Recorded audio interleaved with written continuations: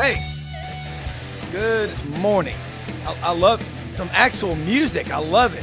Sounds like a heavy metal band that we all grew up idolizing. You got the band together this morning, brother. We damn right we do. And the maestro will be on about 20 after. Franz Beard. Rob Brown, Buddy Martin show, combining. This is fun, man. We got a team. We're a family. A lot of love here. Lauren Meadows in Alachua County, Gainesville. Ben Troop over in Savannah, the first grid city in America, one of the great seafood cities in America. Brendan Martin, executive producer in Ocala. Buddy Martin in L.A., Lower Alabama, the Panhandle, Panama City. Rob Brown in Memphis. Cold open, literally. Minimum 3 up to 6, 8 inches of snow expected in the Memphis area over the next 48 hours. I am making the run today to Aldi and Costco just to get out and run errands. But we're going to pack this hour previewing the college football playoff. I've got the smartest minds in college football right here. Click that QR code with your camera. Be a subscriber. We're on at the same time on Twitter, Facebook, and YouTube. We do this mornings. And Buddy Martin show normally it's 9 p.m. Eastern, but we're combining forces this morning for one big happy show because tonight we've got the CFP and tomorrow night. So buckle up, man. Get your pen and paper handy. And Buddy, this is what we love about college football, isn't it? I do. I'm like that. I'm on her. The Brendan's on her twice this morning too, which is good. Listen, hold on a second. Yeah, Don, put my supper right over here, will you? Oh, wait a minute. It's not supper time. I forgot. It's breakfast time. Hey, guys, good morning to you. And I'm for the first time, I'm juiced. I really am. I was thinking this morning, I'll tell you about it later. 2 other big mornings like this in January in my life that really big things happen. I don't know. I haven't been all that excited, but today I'm ready, guys. How about you? I mean, if you're not, you're not a football fan. And Lauren, I know you've got a meeting to go to, and Ben, we all do. But tonight, man, 6, 7 o'clock Eastern, it's here, man. That Final Four used to be only 4 teams in here, Lauren. Yeah, it used to be 4 teams, and it would already be settled pretty much. But now you got Notre Dame and Penn State, and then Texas and Ohio State tomorrow. And we talked about it, blue blood programs. You think about back in the days when both Penn State and Notre Dame were independent. I mean, that was one of the premier football games in the Midwest, at the time. And you got 2 up and coming, well, not up and coming. You say Marcus Freeman is up and coming, and James Franklin has been established. Can James Franklin win the big one? Even though I think he's been pretty successful, but this will be once again a test of James Franklin at Penn State, how far his program has come, and then where Marcus Freeman in a short time has brought Notre Dame to the precipice of the national championship. So, obviously some personal interest as being that Marcus Freeman is a Southwest Ohio guy like myself, know the family, but just knowing what he's going, knowing what he's been through. Knowing what he's been through, and hey, cradle of coaches, buddy, Miami of Ohio, but knowing what Marcus has been through and the changes that he's made, you mentioned it, Rob. Bringing masks back, pregame masks, and things like that has really endeared him to the Notre Dame fan base, and here he is. Well, I'm with you, man, and. Ben, you look at this matchup. This is the 20th matchup all time between Penn State and Notre Dame, and the series is tied 9-1. A lot of history on the field tonight. Yeah, I mean, I know James Franklin. I mean, he's come out and made comments about how he don't like that Notre Dame doesn't really have to be in a conference. They don't have to worry about conference championships. But Notre Dame, they are the biggest brand. Like, people can say, who's the biggest brand left in it? That would be Notre Dame. I mean, take nothing away from Texas, Ohio State, Penn State. Notre Dame is a different beast. And, I agree with a lot of things Lauren was saying. Marcus Freeman is doing this for a lot of different reasons. I mean, when he became the head coach and replaced Brian Kelly, a lot of people said, can he win the big one? Well, the last time I believe Notre Dame was in the national championship, I think, for something meaningful, I want to say, Manti Te'o was one of the biggest freaking, storylines, and he had a fake girlfriend. So I just think when you talk about this Notre Dame team, if Marcus Freeman can do the unthinkable and win at Notre Dame, I mean, you talk about Lou Holtz type status. I do like what Coach Franklin has done, but he's gonna have to win the big one for this reason. He still hasn't beaten Ohio State. He still hasn't won, the Big Ten in a while. But this Notre Dame team, they got a quarterback, man, that can utilize his legs and his feet. And obviously, when you talk about Ohio State and Texas, I mean, if Notre Dame is the biggest brand, it doesn't get bigger as far as branding than Ohio State and Texas. When you talk about that level, of notoriety and visibility, but 12 teams still make it. It's something about these blue bloods that still shine in the end. Like taking nothing away from Arizona State and Boise State and those type teams, you're still going to end up with the blue bloods. I keep saying this. The 12-team playoff in college football is similar to the 64-team, when we talk about the NCAA tournament. No matter what happens in the pre-rounds, a blue blood is going to shine in the end until proven wrong. But I am looking forward to the games. When people ask me, am I rooting for Texas because they belong to SEC school? The answer is no, but I do give them a lot of credit for what Texas had done. Sarkisian, being the head coach at Texas. But I'm happy for these guys. I think that when you start talking about why this college football playoff, model is going to work, because you're giving a lot more teams a chance to actually be seen. So I am looking forward to it. The game still got to be played.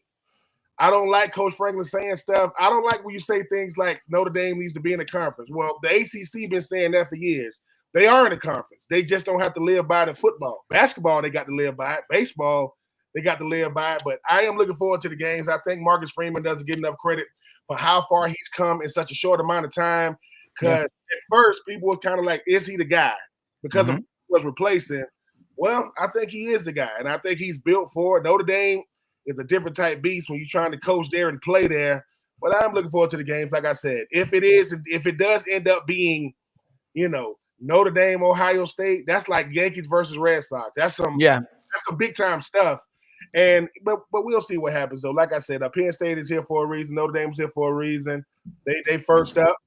But somewhere, like I said, college football is in a better place when they're out there on the field getting it done. No one's talking about transfer portal. No one's talking about NIL. No one's talking about how these young men are ruining the sport. When you kick the ball off, in the words of Franz Beard, it is idiot-proof. It is moron-proof. So I'm looking forward to these games starting tonight, man, and we'll see what happens. Let me jump in here on this thing. First of all, again, good morning, everybody. It's a great day to do this, having our family together. Franz will join us later. I want my guys on here right now. First of all, I'm a college football romantic, basically. And I've kind of fallen in and out of college football. And I kind of got bored this year, but I'm back.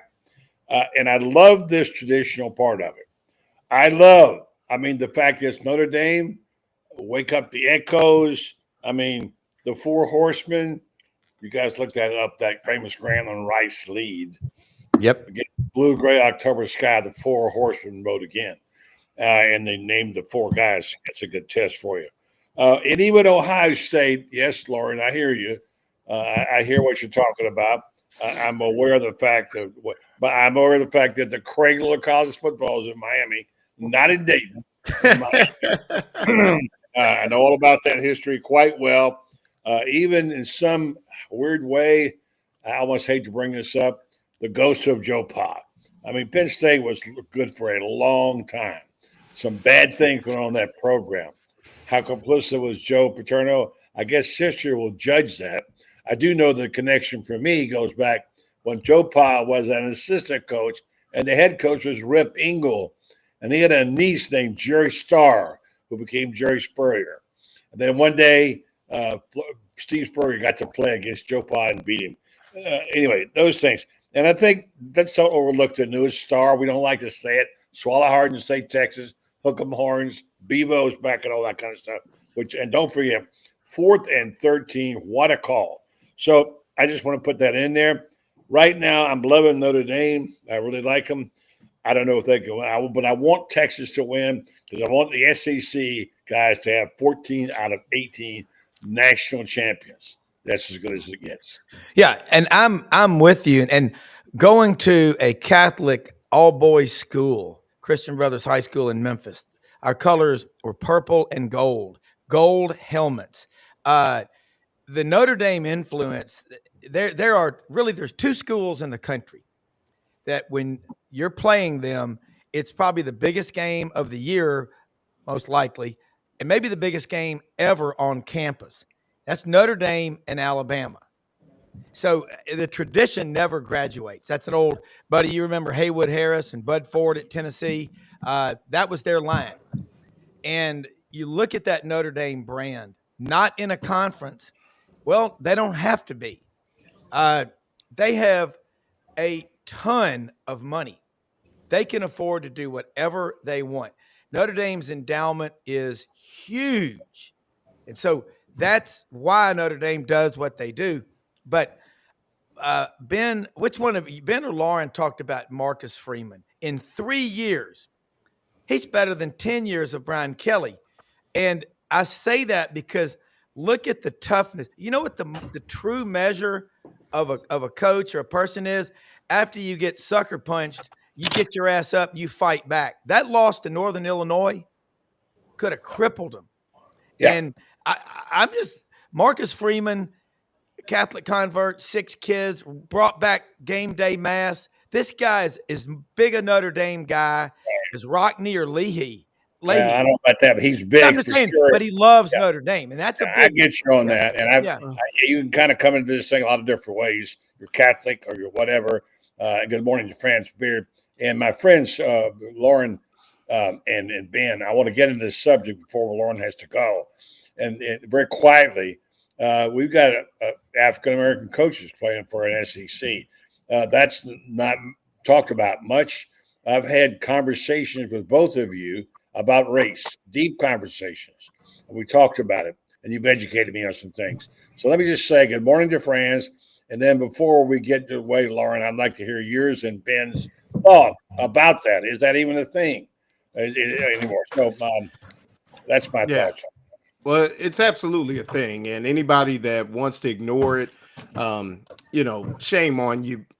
I mean, it does speak that it's not the big thing, but the fact that you're going to have for the first time an African-American coach playing for a national title in college football is a big deal, just like it was a big deal when guys like, Tubby Smith and Nolan Richardson won their titles in basketball. Those things matter. It just speaks to, if you want to spin a positive, it speaks to how far we've come as a country, as a society, because at one time, coaches weren't getting these opportunities. I mean, who would have thought that at one point in time, Notre Dame, who, has been labeled in a lot of different ways, would have it, they had Tyrone Willingham, but now you have Marcus Freeman here, and he's brought this program once again to the doorstep. Even the community that Marcus Freeman comes from, Huber Heights, Ohio, is a very diverse community, but for him to represent them in this manner at Notre Dame, I mean, it matters. James Franklin, a place like Penn State,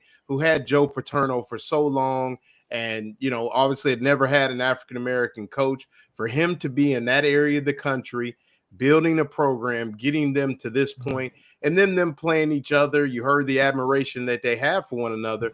It's a huge deal. I mean, at one time, you would have coaching staffs that would have maybe 1, maybe 2 African-Americans on the staff. Now you look at a staff like Florida, and it's littered with people of color. And you have to appreciate not only that Florida is that way, but that Billy Napier is taking the time to have a diverse staff and things like that. So it's not something that you want to beat over the head, but it is a, it's a big deal. And the fact that, I think what's ignored, and I guess it will come up if it works out that way, should Notre Dame and Ohio State both win, you also have Marcus Freeman leading Notre Dame, the Catholic convert, against his alma mater, Ohio State. I mean, you talk about romanticism, buddy. Yeah. I mean, that is it. Woo! Marcus Freeman comes home to face Ohio State. So there's so many storylines, but you have to appreciate the fact that we are going to have a first in this national championship game,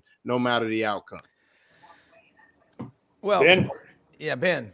No, I mean, I agree with everything Lauren said. I mean, I think the thing about it is, I mean, it is abnormal until we continue to normalize it. And look, I mean, guys like Coach Franklin and Marcus Freeman, they understand. They understand they're going to get questions that only they're going to get, but they know that if they don't finish the job, they're going to say, well, he was good, but I mean, there's a reason why Mike Tomlin has never had a losing season in the National Football League, because eyes on him is always going to be different, regardless of how many Super Bowls he's won or hasn't won or gone to. I appreciate that Coach Franklin and Coach Marcus Freeman don't run from it, because certain coaches, they don't want to talk about it. They understand it, but I appreciate not running from it, because look, it was a monumental time when Lovie Smith, and Tony Dungy played each other in the Super Bowl. They're best friends, and they played each other in the Super Bowl. It is significant when people say, why people keep talking about it? Because until it is normalized, we got to keep talking about it. And it's getting more normal as the years goes on. And I'm going to say this. When people say, well, Ben, what do you ultimately want to see when you talk about black coaches? I want black coaches to be able to be as mediocre as a white coach and keep their job. That is when it is normal. When they can be mediocre, not win, keep their job. And I'm not saying I'm looking for nobody to be average, but it's a lot of average that goes around in coaching. But when you a certain skin tone, you don't get the same privileges of that. And that's what I'm saying. And so, but when you at Notre Dame, like, think about it. Marcus Freeman goes around the country. You the head coach of Notre Dame. Yeah, Notre Dame football. And we pretty freaking good. So one of them is going to win the national championship. I'm rooting for both of those guys, no matter who it is. But yeah, buddy, and let me say this to you, buddy, while we have you here. I appreciate you even talking to me and Lauren about these issues, because you do not have to do this. So let me give you your flowers for even, wanting to know, because when you first approached me about these things, you talk about, taking it back. I mean, the respect I have for you grows every day, but the fact that you really wanted to know, like, man, I just want to know, because I think the thing about these conversations, they're not hard to have. It's just, you're not going to get me and Lauren, we ain't going to start these conversations, but we'll, you taught us about it. Let's go, because we understand it. I mean, it doesn't stop though. Journalism, it's the same thing. No matter what we do, we going to be, particularly looked upon as different ways. But I just think that, the Rob Browns of the world, the Franz Beers of the world, the Buddy Martins of the world, sometimes, you chasing a different level of validation, man, when you got melanin in your skin, until you realize, man, you built for it. And while you shouldn't be a representation of your entire race, that's how certain people are going to see you, whether that's warranted or unwarranted. But, man, I appreciate these conversations, because it's always going to be a different level of significance. I mean, so when you start talking about, why Marcus Freeman and Coach Franklin are beloved, it's because half of what they do, half of how they look. And the people say otherwise, they lying. Because most people don't know what they know that Penn State is in Pennsylvania. What city is it in? I don't know. They know that Notre Dame is in Indiana. Where is that in Indiana? I don't know. I just know it's South Bend. Right. So well, where's Happy Valley? Where the heck is Happy Valley? Where's Happy Valley? And somewhere along the line, buddy, I don't know if you heard this. They say that Marcus Freeman grew up rooting for the Braves. You don't want to tell nobody. Oh. Well, hey, and the other thing is to point out is James Franklin owned it. I mean, he said in an interview early at his time at Penn State, I want to be the first African-American head coach to win a national championship. So he's owned it.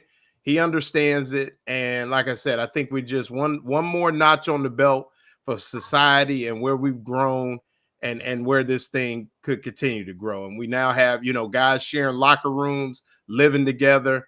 It's a beautiful thing, man, when people act right. We've got to get to a point in time where heads don't turn.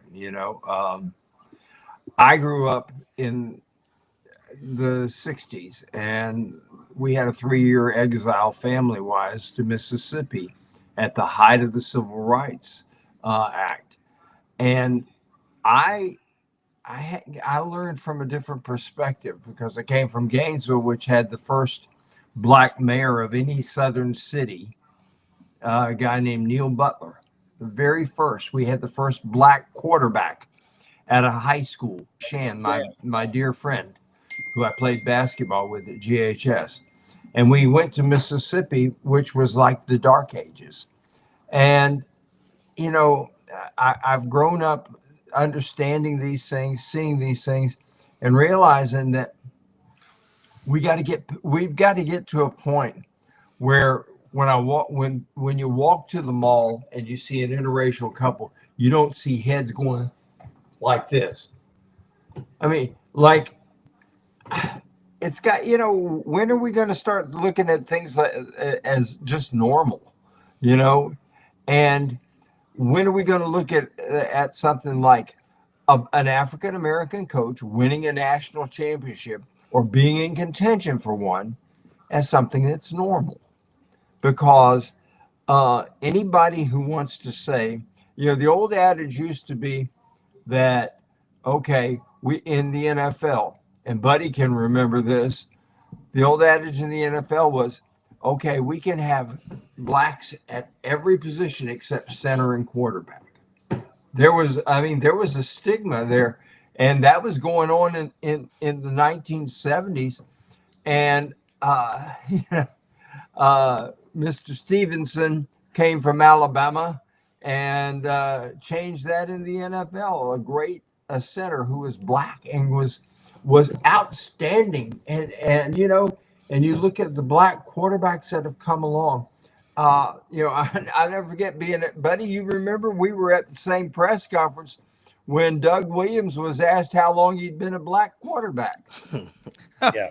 Wow. I never did hear the answer on that, by the way. But yeah, you're right. His answer was all my life. All my life, yeah. Well, people, look, you know what? I go back to conversations I've had with coaches over the years, and Pat Dye Jr. is going to come up here in a couple of weeks and go hunting with me. And when his dad was buried, the day after he died, he was buried in khaki pants, cowboy boots, and a button-down shirt, and 5 of his 6 pallbearers were black men. And Bo Jackson gave the eulogy. And, that scene of Chico, I know Chico, he works out there at the farm, driving that wagon with his body in a pine box, literally, buried under one of the Toomer's Corner oaks. He says, I want my seed to be around here a long damn time. But that shows you what it's like. And Coach Dye, I got to talk to him about this when he was at Alabama. When he got the call from Coach Bryant, who was out in Arizona, and John McKay told him during lunch, he said, Paul, we're going to sign the 2 best players in Alabama. And Coach Bryant was pretty smart and was like, who is that? And one of them was a guy named Wilbur Jackson out of Ozark, Alabama, down in the Wiregrass. True story. Coach Dye said, I happened to be the lucky one when his secretary said, Coach Bryant's on the phone. He wants to talk to somebody right now. And he said, go down there and sign that man. And he goes, I went down there. I remember he grew up in Blythe, Georgia, over there near Augusta, Ben. You know where Blythe is? Yes, sir. Okay. He said, I grew up, we were sharecroppers. We had 3,000 acres, half families black, half white. We spent the night at their house. They spent the night at our house. He goes, and that famous quote he gave, the 8-part series, Saturdays Down South. Yes. And they were talking about after World War II, you had a choice. You could play football or try to go to college on the GI Bill. And Coach Dye said, come to think of it, I ain't ever been segregated a day in my life. And I watched him interact with people his entire career, his whole life. I mean, when you're real, you can't hide it. And you know what? I'm with friends. To me, just send me the best people. I didn't even think about it. I'm just going, Marcus Freeman, I could be blind and know that guy can coach. Same thing with James Franklin. Hey, if you can win 9 games back-to-back at Vanderbilt, you're a pretty damn good coach, because that's like having a great hockey team in Lake Okeechobee. Yeah, but it's like Ben said, but can they survive a mediocre season? Yeah, that's the best point I've heard. Yeah. The big point that I think is now we get equality. I'll tell you how stupid I am. I didn't realize James Franklin was black. I didn't know that. I mean, hello. But see, that's how far we've just come. light skin, man. That's how far We call that high yellow in the community. High yellow. That's high yellow. We call that. That's if it was it's high yellow if it's a guy, and it's a red bone if it's a woman. Yes, I ain't going there. No. Hey, I'm just here to educate you, buddy. That's all. I know. Even But what you know something?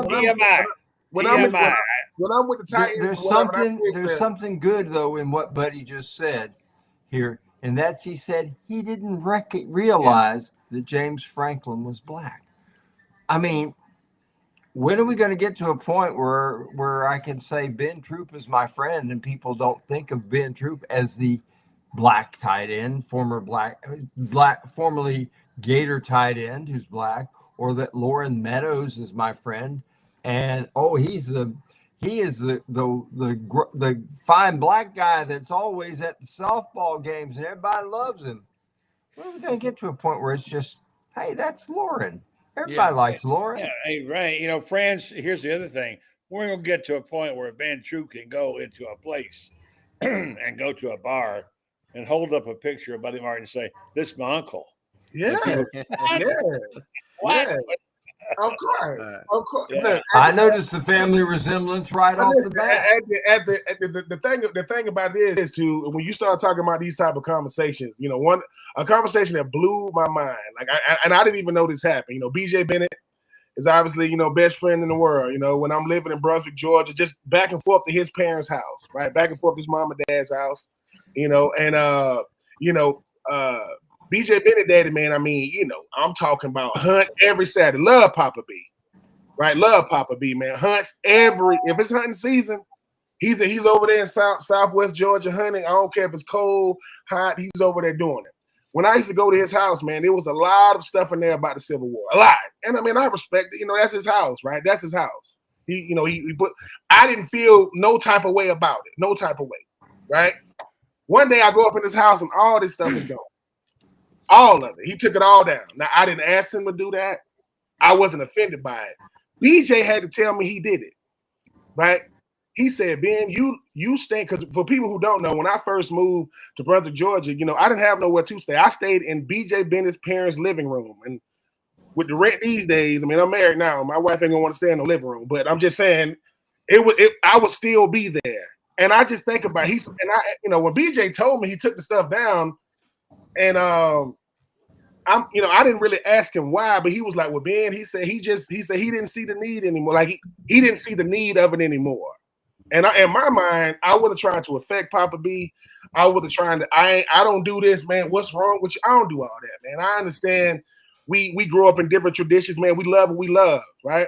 Yeah. But it's when Papa B comes up to me and say, Ben, I apologize. Because I know you used to come to my house and I said, man, this is your house. Privacy of you invited me in to your house. I say that to say, when friends say, how do we get to a point to where when people go, that's just Ben or that's just Lawrence, the only way it's going to happen, you have to be around us. You have to. Because then you ain't getting that. I have to be around Buddy Martin to tell people, no, I know him. I know Lauren. I know Rob Brown, or I know, Franz Beard. Because what happens is when people don't know you, man, they can only get what they know from you from, perception and what people say. No, ignorance is ignorance. I don't care who it is. Dumb is dumb. I don't care who it is. Stupidity is stupidity. But when we can get to a point to where we say, oh, man, that's a person first. Before you see anything, I see his humanity. I see her humanity. And when we get to that point, man, who knows what can happen? Because like I say, as a person that went to Florida, I just wanted to be in that big room. I knew who Buddy Martin was. I got to meet Franz Beard my senior year. Franz Beard and Buddy Martin never said, excuse me, black football player, tell me about, no. They said, Ben, what would you like to be called? Ben or Benjamin? And so you guys have no clue how, Franz and Rob and Brendan and Buddy, being seen as what you are does more for you than anything else in this life. So I appreciate you guys, for one, being willing to step up and say the things like, if somebody say, well, Buddy Martin, Ben Troop is not your grandson. He go, who? It says who? So he look at him and look at me. I'm telling you, man, if I would have been filming that place when I was in that spot in Savannah and I pulled out, I showed a picture of Buddy. I said, man, this is my grandfather right here, man. This is my people. The guy was like, and I was like, what you trying to say? We don't look alike? And the guy was so taken. It is 2024, so people, you can't say nothing. Everybody get offended by everything. The guy behind the bar said, I see the family resemblance. I see it. He said, I got a grandfather as dark as you.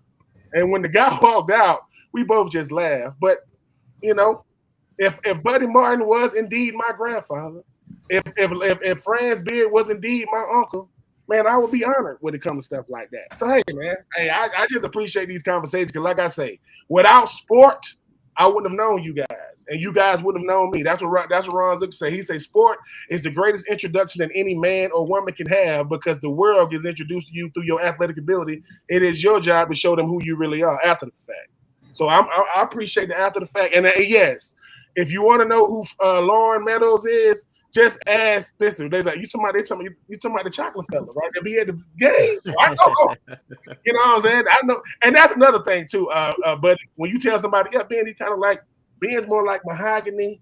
Lauren is more like whatever, Smoke. Don't start. Just shut up, dude. Like, okay, thank you, preacher. I got you, brother. That's okay. We can mix it up. Yes, sir. And I wear a black cowboy hat. What do you think about that? Yeah, hey man, Brendan, you right. Just listen, just don't put on no Florida Marlins on it. Don't mess that hat up with no Florida Marlins stuff. That's a Hewlett and Dunn hat. There was a poem years ago written by an NBA player who played for they were then the San Francisco Warriors, not the Golden State Warriors. He wrote this poem, and I remember the last line of it, and I've never forgotten it. He said their sweat was the same color. You think about that for a second. You know, what's on the exterior may look different, and fortunately it does, because I'd hate it if we all looked alike. I really would. As much, I mean, I'd like to be tall and handsome like Lauren, and have a body like Ben. Like I'd love to have all that. But here's the thing about it. You look at athletes out there, they get out there and they're playing hard. We shouldn't be saying, well, the black wide receiver or the, how many people came up to you guys, Ben and Lauren, and said, can you believe that guy at Arizona State, that running back, he's a white guy? I've heard you say that. I've heard that said. I've heard that 100 times. Yeah. Well, yeah. I mean, what the hell, France, give me if I interrupt you. I'll get back. I would jump in real fast and say thank you to all our sponsors. I know we got some QR codes up there and stuff. I want to thank Meldon Law as my great sponsor, Meldon Law, where they won't back down, and they got offices to serve you in Ocala, Gainesville, Williston, and Lake City. So if you need any help, give them a call, go online.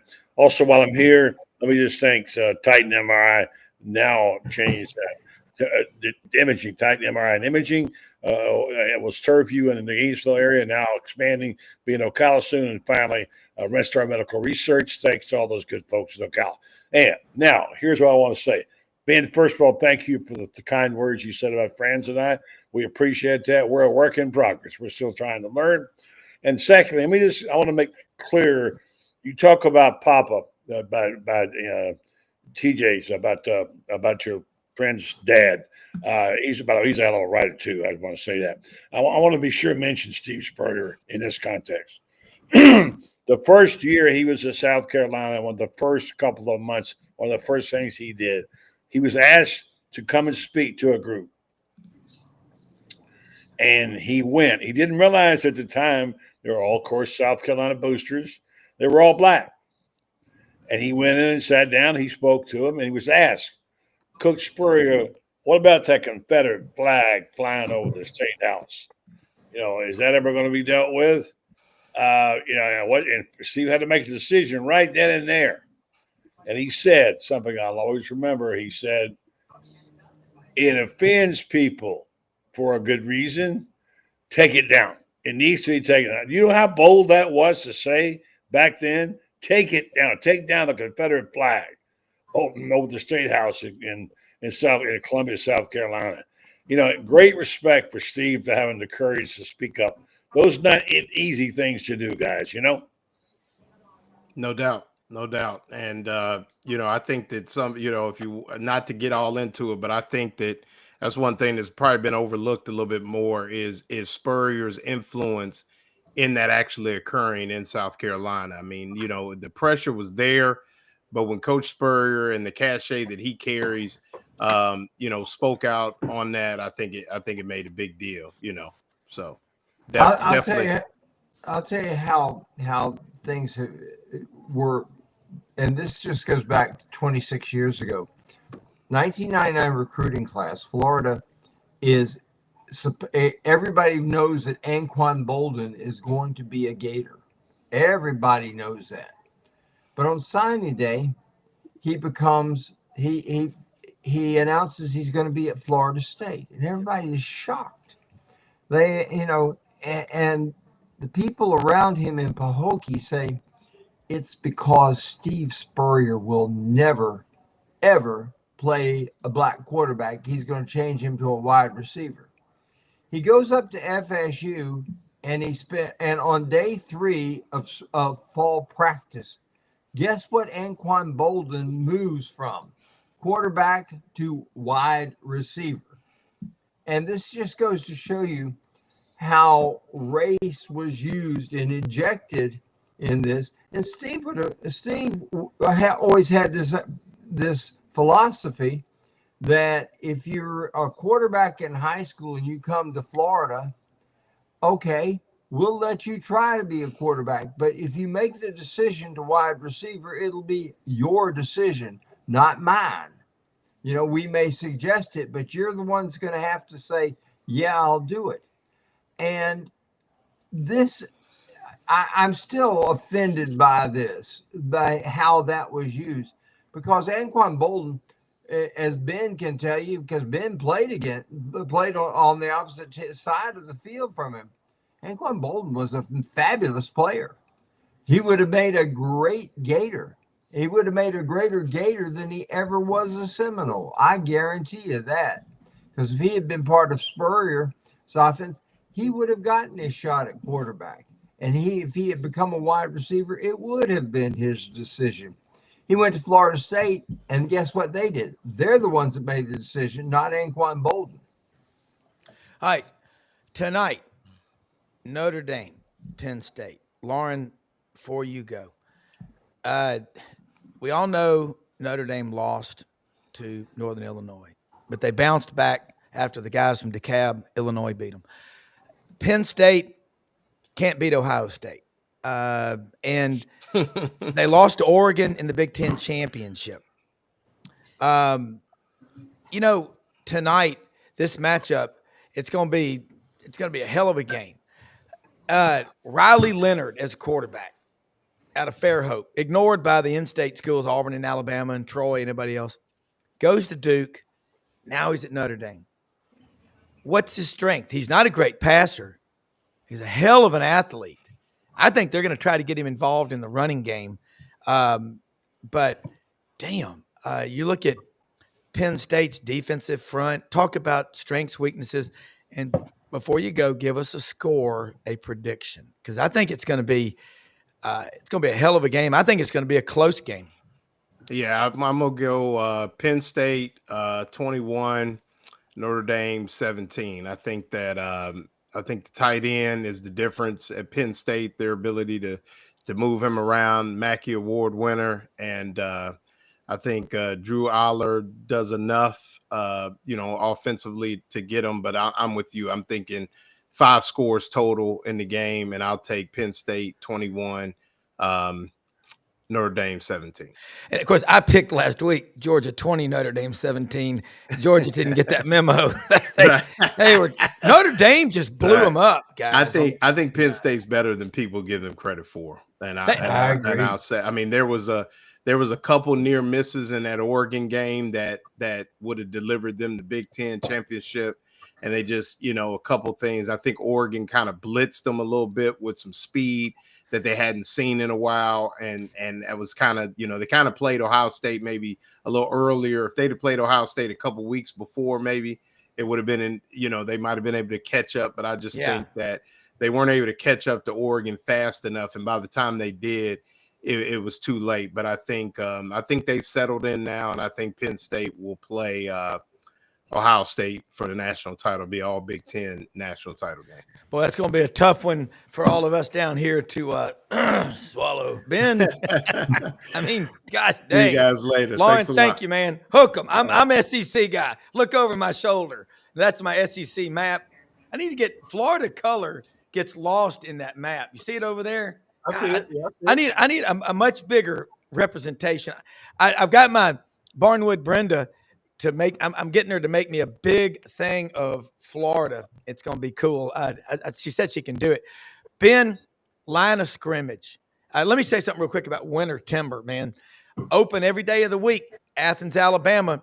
They're going to grow all over the Southeastern Conference footprint. Everything you need for hunting, dove hunting, duck hunting, big game hunting. You want to go out west, shoot you an elk. Hell, you get a tag in Arkansas or Tennessee. They issue about 12 to 15 of them a year. You can do it. Athens, Alabama. Go to Winter Timber.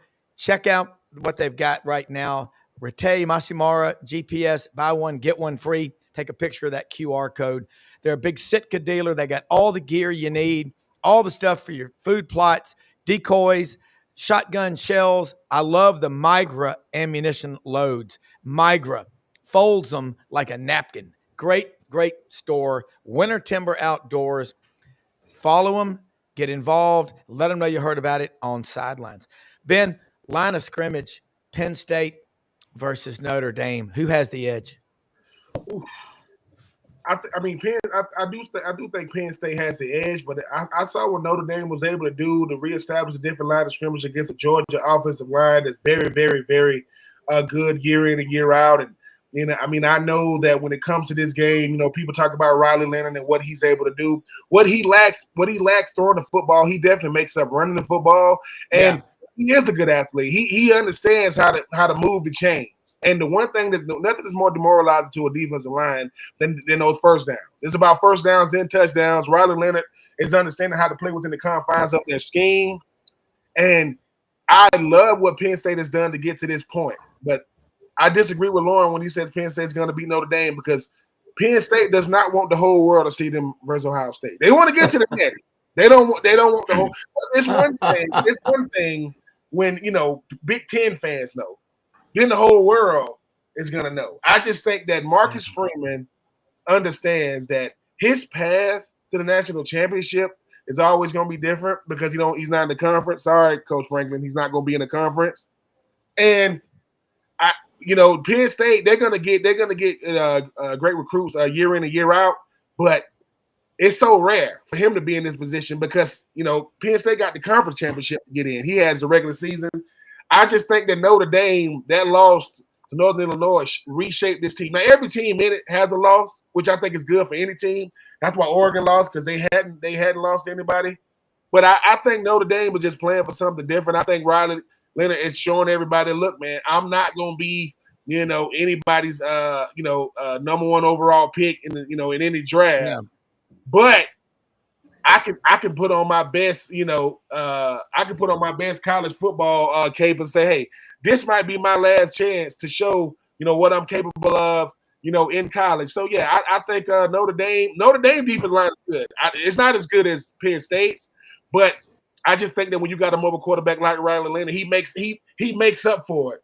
Because like I said, if you go back to that Georgia game, what Georgia gonna remember the most is that we could not keep him in the pocket. And every time on a crucial third down, he's running for it, not throwing for it. I got Notre Dame beating. It is going to be a good game, and I love the fact that the John Mackey Award winner does play for Penn State. If Notre Dame doesn't come in the game plan to stop the tight end and force Penn State to beat them with someone else, that's shame on them. Which I'm always biased to the tight end, but I just think Notre Dame, you can beat Georgia, you can beat anybody. I don't care if they got Gunnar Stockton or not. Gunnar Stockton doesn't play defense. You can beat Georgia, you can beat anybody. I think Notre Dame has come, I think it's been a harder trek for them for who they had to play. I'm going to go with them Notre Dame boys to beat Penn State. And Coach Franklin, look, you want to be the first. If you can't be the first African-American, coach to win the national championship, you can lose to the first one. And I don't think there's nothing wrong with that either. Yeah, I agree with most of what Ben said there. And I think I'm Notre Dame. Think about it. Notre Dame has how many consecutive wins they got now? And 10, 12. 10, and including over in Everton, Indiana, and number 2, Georgia. I picked Georgia in that game too, Rob. I thought they were more dominant. I got to tell you, Georgia was Notre Dame, and Notre Dame was Georgia. Notre Dame has got a physical team, that well coached, well disciplined, talented athletes, speed, and they got a heck of a young coach, a guy I think has got a brilliant future. I got to give it up for Marcus Freeman. He's my guy. I'm going with him in this game. This is like for SEC fans. This is like, which way do you want to die? Firing squad or noose? You know, I mean, you're going to have to deal with either the Big Ten or Notre Dame. And you think about that. So Texas carries the colors. I'm an SEC loyalist. I'm going to go with Texas in this game. Yeah. I'm going to go with Notre Dame. And I hate to say it, I don't think they could do it. I'm going to pick Texas, but I think Notre Dame might win it all. I've already picked Ohio State to beat Texas, although I want Texas to win. I got a lot of Texas friends. But everybody in Memphis, here in Arkansas, we're right together. They're like, God help us if Texas wins the national championship. They said, Rob, you don't understand these Texas people. And I said, I do. They said, no, you don't. They have taken over the University of Arkansas. There's so many of them. But you got to remember, we were up in Fayetteville. The president of Arkansas explained this to me, Chancellor Robinson. He said, all these people that used to leave Arkansas to go to Dallas, Fort Worth, and Houston, and Austin, and San Antonio to work, they've raised families, they got kids, they want to go back to Arkansas. That's why. So it's going to be crazy. But Ben, I think something true, and you may know it, buddy, friends. By the way, awesome show, bunch of ass-kicking commentary. We don't hold back. We're truth brokers on here. It's what I call Roman Harper, the truth broker. Love that guy too. Riley Leonard, I think, Ben, is a great lacrosse player. But I've learned a lot about him from my friends in Alabama. Great athlete. But Notre Dame tries really hard, France, to get him involved in the running game to the point where they do it. And, buddy, you're right. And Notre Dame blew Georgia up on the line of scrimmage, despite not having 3 of their best defensive linemen in that game. That's the scary thing about Notre Dame, friends. Well, here's the thing. I'm going with the Fighting Franklins tonight. And the reason I am is this. Take a look at Notre Dame's receiving stats. Notre Dame receivers average 10 yards per catch. 10. That's not good. No. You cannot beat Penn State if you're not explosive. Penn State's 2 losses. Who are they against? Ohio State and Oregon, which had Jeremiah Smith on one side and I can't pronounce his name on the other. 2 NFL wide receivers. Look what Oregon did. Oregon had the speed. The James kid was just brilliant. And they ran him out of the backfield on those wheel routes, and they won the game with that. Notre Dame can be reduced to pedestrian. They really can. If you can contain Riley Leonard, they are toast. Yeah. And true. I think Drew Allar is a better quarterback and has more upside than Riley Leonard. I think Riley Leonard has gotten publicity that he deserves. But let's face it, the Notre Dame hype machine is still really, really big. Drew Allar is kind of under the radar, but this is a guy that I've been watching him since last year, and I've watched his growth, and his growth pattern is like this, and he's coming back next year. He could be a Heisman Trophy quarterback next year. He really could. They've got 2 wide receivers with speed. If they block for him, he will win this game because they're going to go vertical this way. And then here comes Tyler Warren with 98 catches. And there's a real reason you're picking Penn State. I know you love number 44. Tyler Warren he has caught 98 passes for more than 1,200 yards. He has rushed for more than 200 yards. He's thrown 16 passes.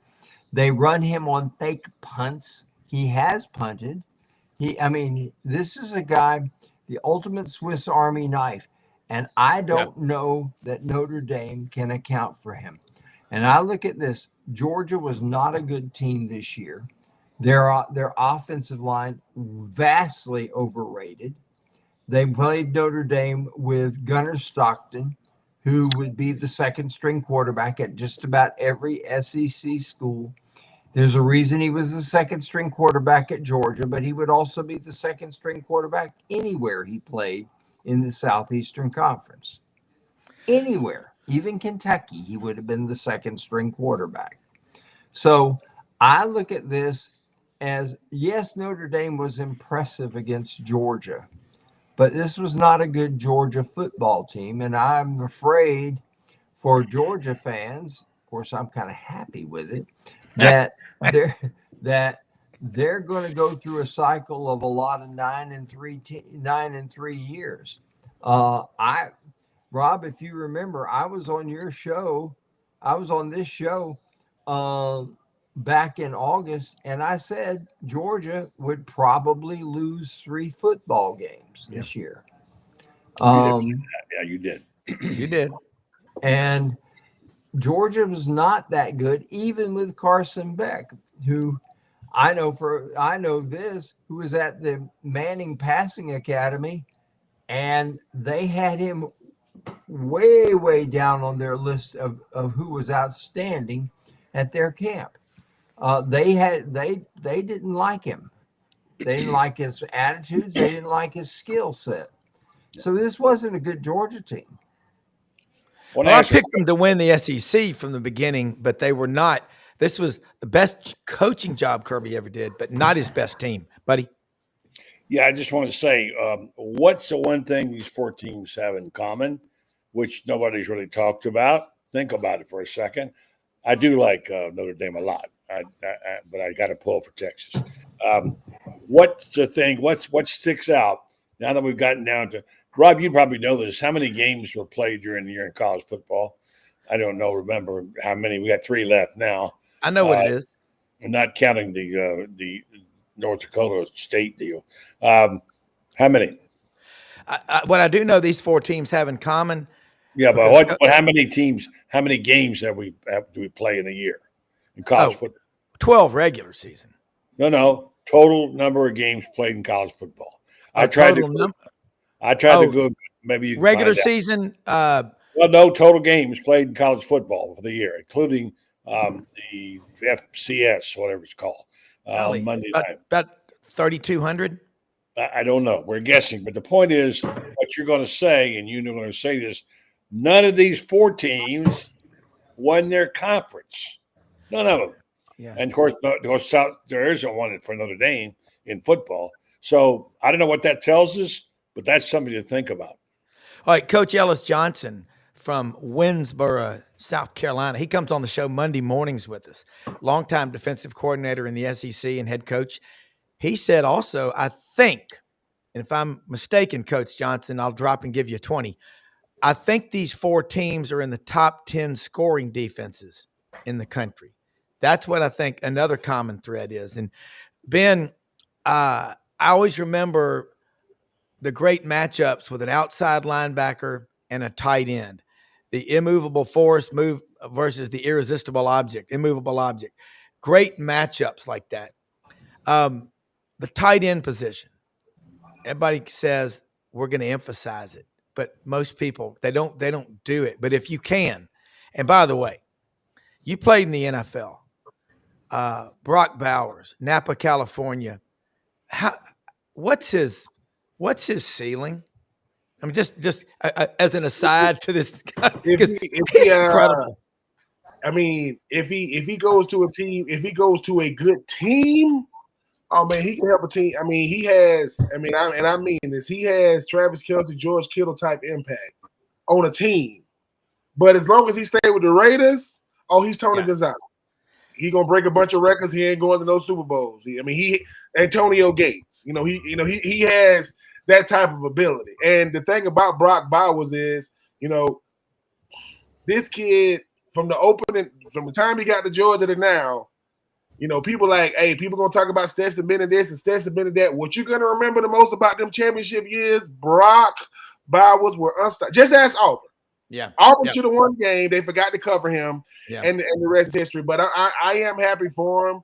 I think the thing about a guy like Brock Bowers, if they get him a quarterback in there, not named Gardner, I think he's got a shot to be even better than he was this year. But I'm happy for the man. And even talking about the tight end position, there used to be a time to where you didn't even know what a tight end was. He's just a bigger receiver that they say he just eat a couple more carbs than the wide out, put his hand on the ground. Now you got the Brock Bowers, you got the Tyler Warrens of the world, to where you can literally run your passing offense through your tight end. You can literally, because most balls are thrown, inside the hatches, inside the numbers. The guys that make $20 million a year, they work outside the numbers, which they're very, very rare. But I do agree with something Fran says.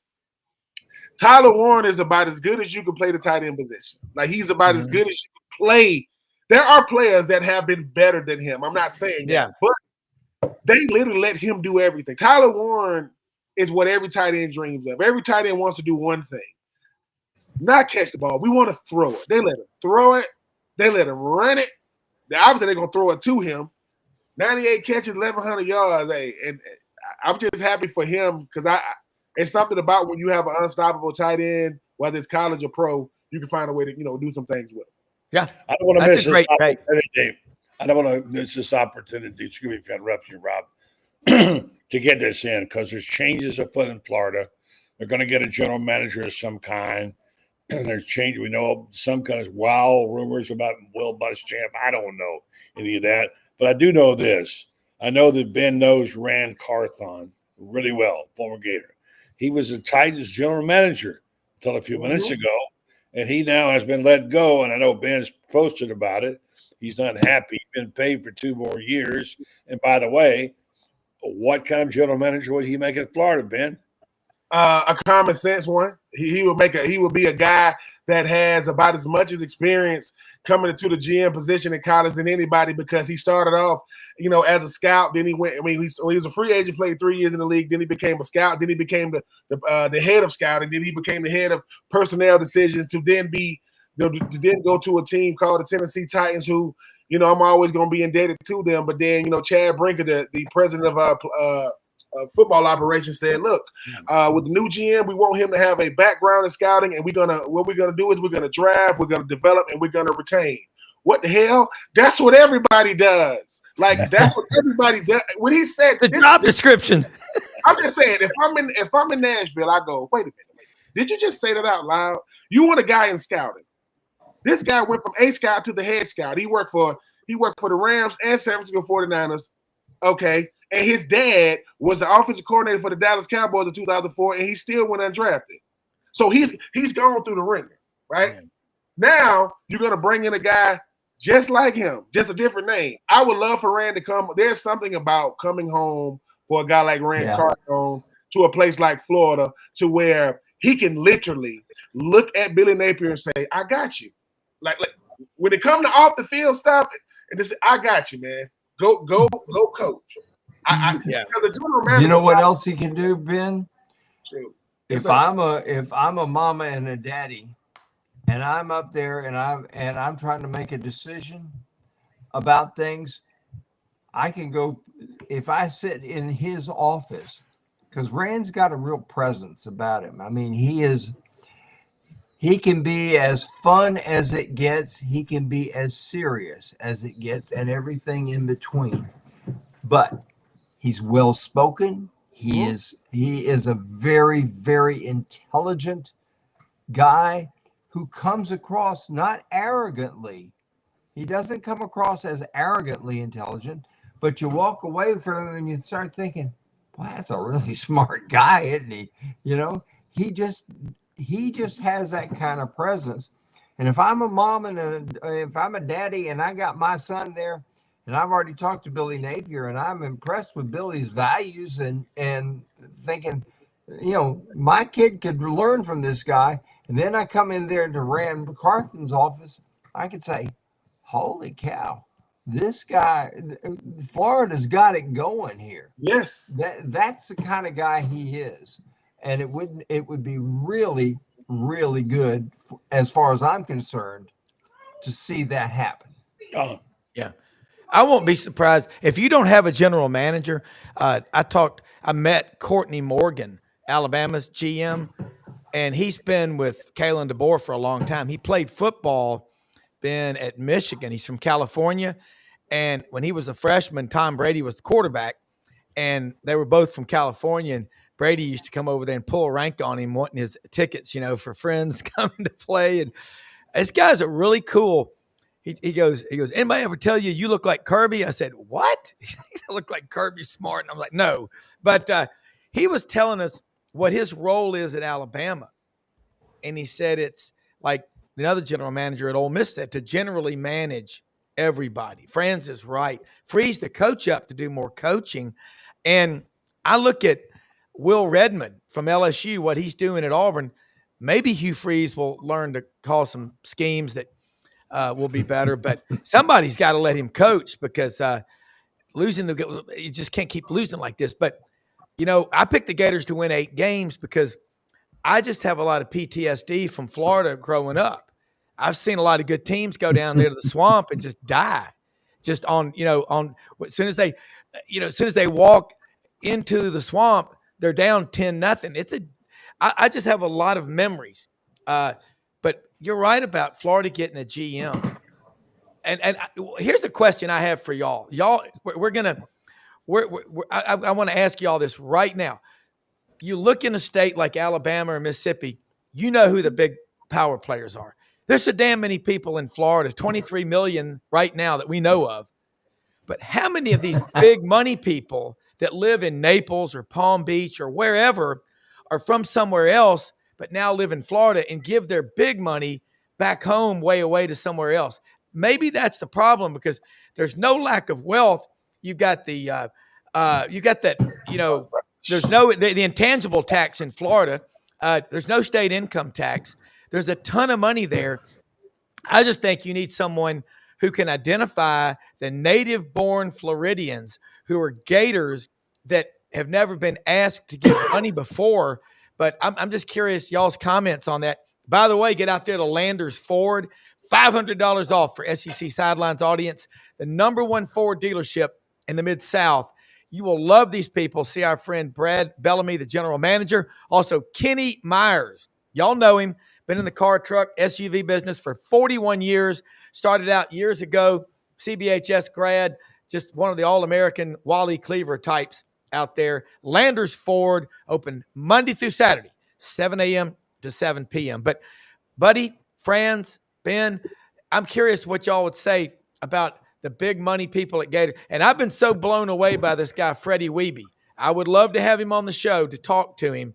But, man, if I went down to Florida being a financial advisor for 34 years, I would have a field day going and talking to these people about, hey, their favorite radio station of wealthy people is WIFI-FM. What's in it for me? Okay? The tax benefits. Because, y'all, I think Florida people are sitting on so much money with people that aren't from there, that live there, that probably would give if asked. Yes or no? I think they've already tapped that well quite a bit. They got 2 or 3 big donors. And Franz, you can speak to this. Freddie is a good friend of mine, of course, and does a great job. And and he knows it. I don't have any information lately. I'm going to try to get Freddie on. He wouldn't want to come on last week. He no longer is in his position that he was with the collective, but he's a very important guy for people to know who he is. He's the managing partner and basically the founder of Spurrier's Grind Grill. And he's a brilliant businessman. He's a huge Dale Carnegie fan. He has those classes all the time. He keeps trying to recruit Brendan and me to come to those. And Freddie's a good man. He's a good man. He's a dear. He really loves the Gators. I saw a number. I hate to even put it on there. Someone said Florida has $2 million from their collective. I don't know what those numbers are. In this world, Rob, we have no way to be exact about that. We don't know what they got. Yes, Florida has some guys with deep pockets, but sometimes, Rob, as you know, with Auburn, I won't say anybody's name, Yellowwood. You can get those guys who have deep pockets but also want to run things. Yes, be careful. I think college football right now is in kind of a dangerous situation, friends. And I think here's what my thoughts were. I know we got to go soon, but I think it's really important to understand this that you can only serve one. And if the guy's got it's a golden rule, and the guy who gold rules, you got to be a politician. You got to be slippery. You got to be Scott Strickland has to have 9 lives. He's already had 7 of them, and you got to be able to say yes to your coach, and yes to your fan base, and yes to the money guy, and you cannot please them all. So somewhere along the line, Nick Saban's right. College football needs to govern itself better. We all know that. But right now, they're in a very precarious situation. And unfortunately, mighty dollar rules everything. Yeah. Here's the thing, Florida, the money is there at Florida. Florida's got big bucks available. We just don't have, like, for example, Arkansas has these visible gazillionaires like Warren Stevens, like the Walmart people, like the Reynolds people, the Tyson people, Jerry Jones, JB Hunt, maybe richer than all of them except the Walmart people. But Florida doesn't have the big gazillionaires that you see, although we got a few of them. But the money's there because you're talking about other than Texas and Texas A&M, the largest basic fan base in the as far as alumni in the entire, maybe in the entire country, but certainly in the SEC. The problem is this: you have to have the leadership that says we're going to not only raise the money, but we're going to make sure that the infrastructure is in place, the leadership is in place to spend it well. I think this is where Ohio State has succeeded so well. The Buckeyes have a marvelous organization, and I give Urban Meyer credit for that. They were good before, but when Urban came there, they streamlined everything. They brought in, for example, a Mark Pantoni to deal with things and so on like that. But they have the most streamlined organization in college football, which is why they had $20 million set aside. You look at Ohio State, you don't see any list of billionaire boosters. But where does all the money come from? The money comes from the fact that they're so well organized. Ohio State's a huge university, as big as Florida, as big as Texas or Texas A&M. You're talking about right there for the maybe 5 or 6 largest universities in the entire country. And they have streamlined their operation. And that's what it's going to take at Auburn, at Florida. You want to play in this arena, and you want to be successful in this arena, you better have a business plan. Yeah. That is second to none. Correct. And you want to talk about how football has changed. What you see on the field is going to be the same, whether there's big money, small money, whatever. Players are going to play. Talented guys are going to be on the field at every school. Now, here's where one difference is, I will tell you, though. For example, Vanderbilt, which never could get high school kids in, Vanderbilt now can say, well, I can't get a high school kid in that can play left tackle for me, but I can go out there and get with NIL money and get him in school now because he's got 3 years of college. He has 3 years of college credits to his credit. And this has been a problem at the University of Florida, too. Ben can attest to this.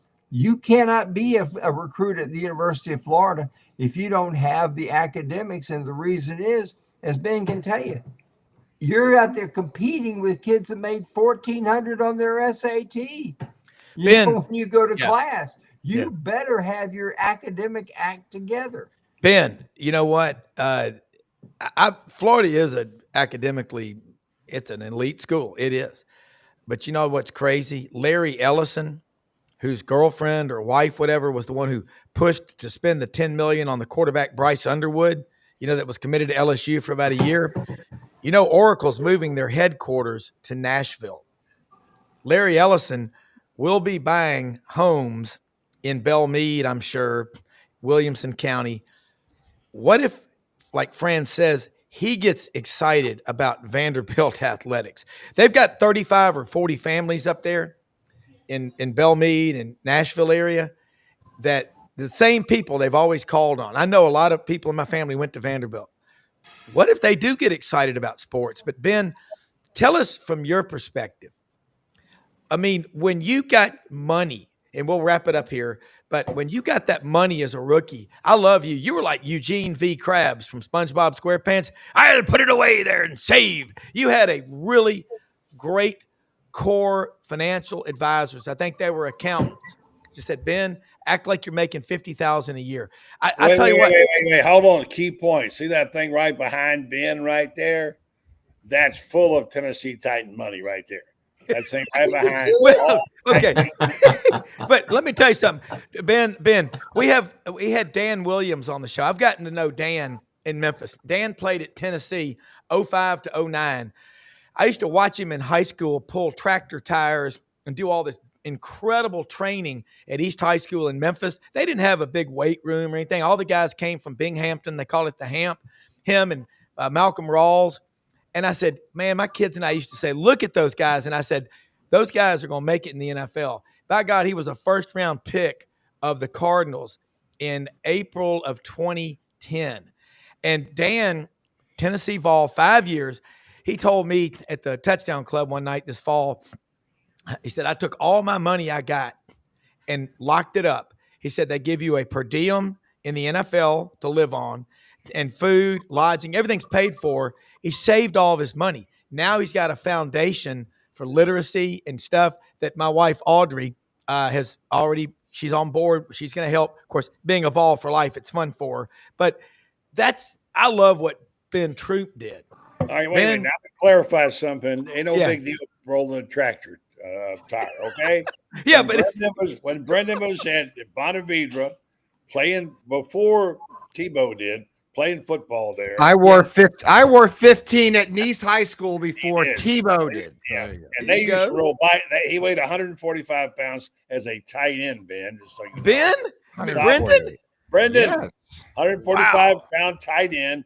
Called me Coors Light.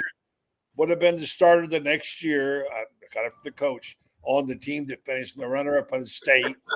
No, we moved back to Denver. What are you talking about? I said, had you been there, Coach Toby showed you the board. Here's where you would be. Runner-up in the state championship. I was listed as in a magazine, like recruiting magazine, for like 2 seconds. He was physical specimen. They used to roll bicycle tires, just so you know, okay?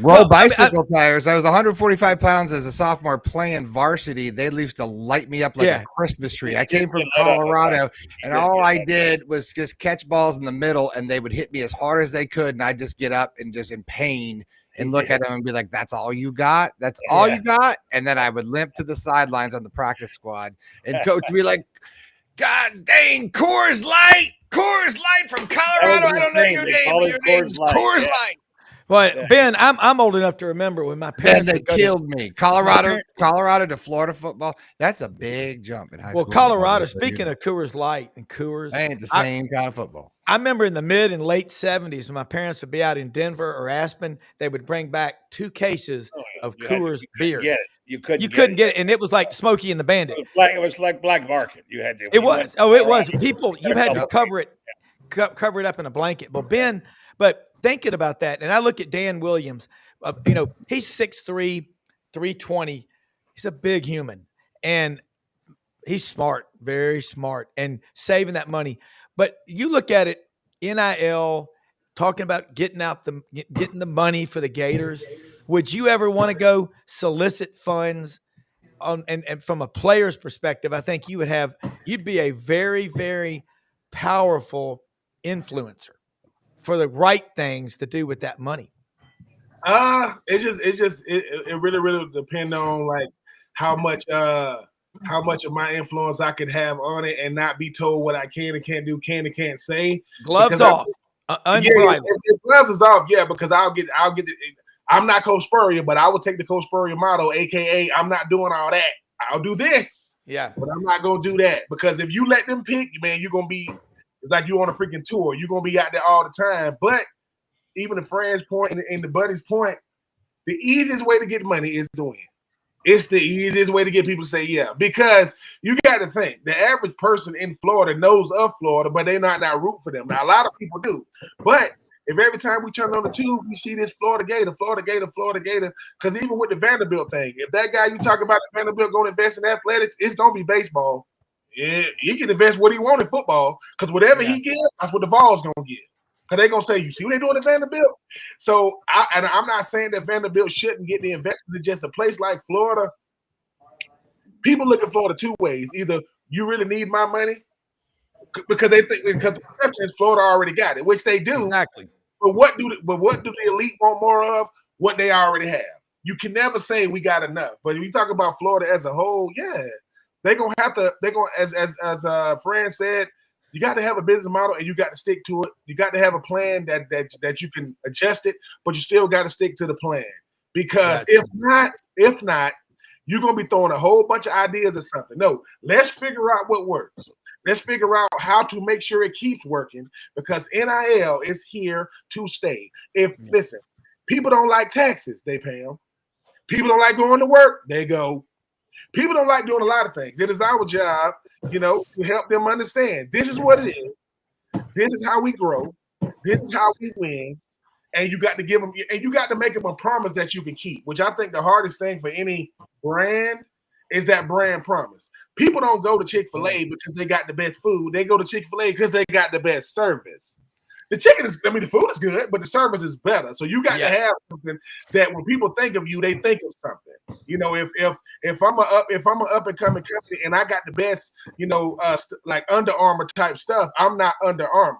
So people want my stuff, but I got to introduce myself. Well, Florida don't need no introduction, right? They need a better explanation as to why you want your money. Because like I said, I'm an alumni of Florida. Yeah, if Florida's wanting my money, I know what they wanted. I know why they want it, but you're gonna have to, make me feel as though my money is going to something because you want my money. Do I get influenced with my money? Probably not.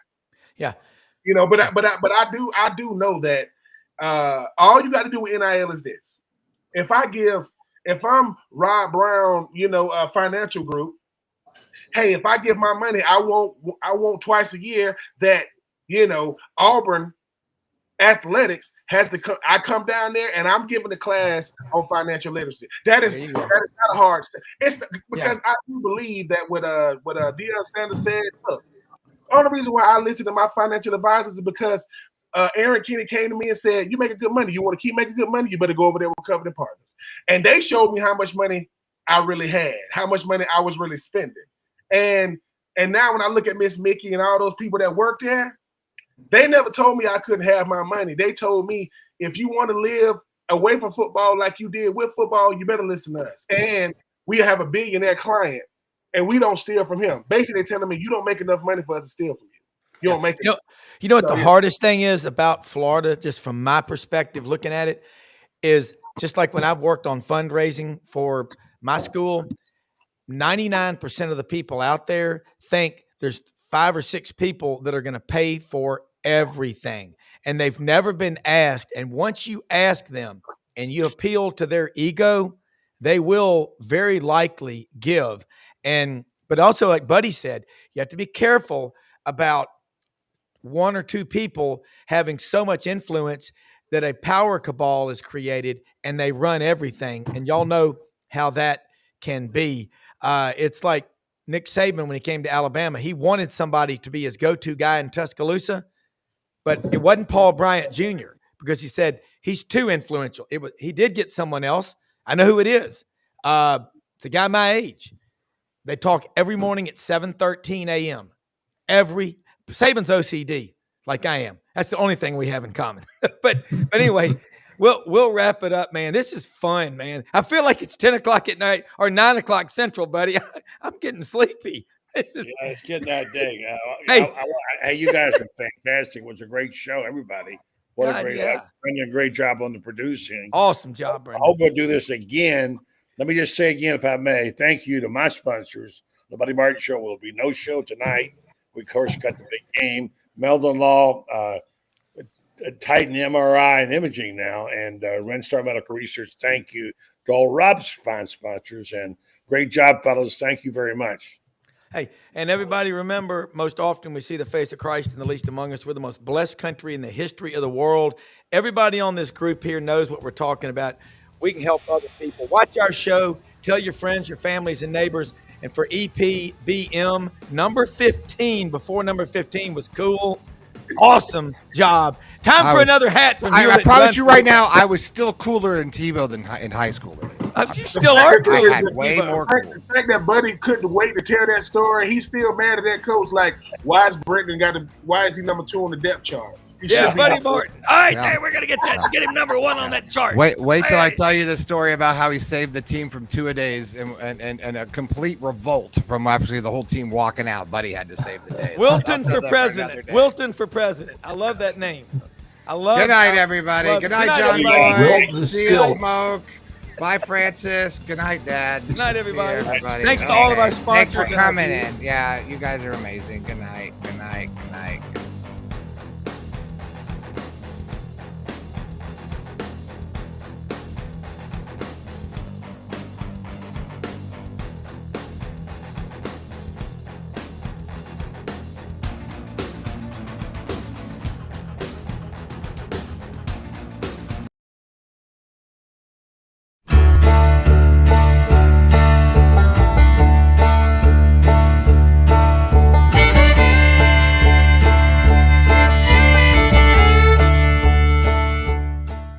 In a perfect world, you'd set a health goal and results would happen overnight.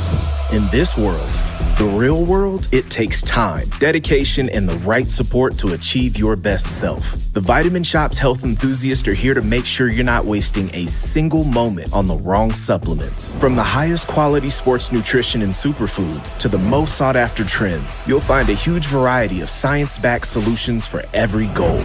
And the people to help guide you along the path to greatness. Unbelievably, every 2 minutes in our communities, a child is either bought or sold for sex. I am Ari Dickey, board member for the Nashville Anti-Human Trafficking Coalition. Join me and millions of others in our fight against human trafficking and for its victims by helping to educate the most vulnerable among us, our middle and high school students. Go to nhtcoalition.org, become a partner, and help keep our families safe, because none of God's children are for sale.